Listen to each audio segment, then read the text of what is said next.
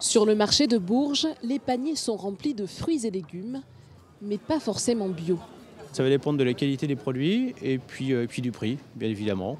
Voilà, donc on regarde surtout la notion de fraîcheur. Je privilégie la qualité malgré tout.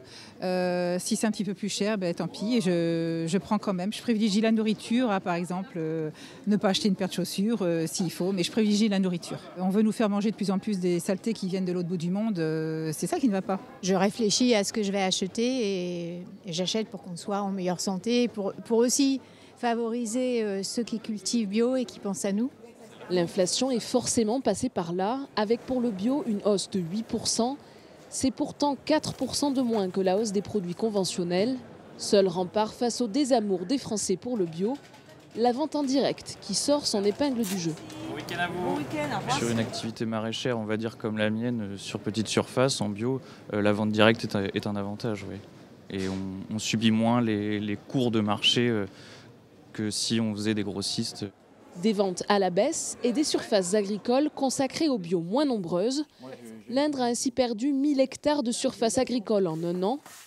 Dans le Cher, les surfaces consacrées au bio ont baissé de 1,4%.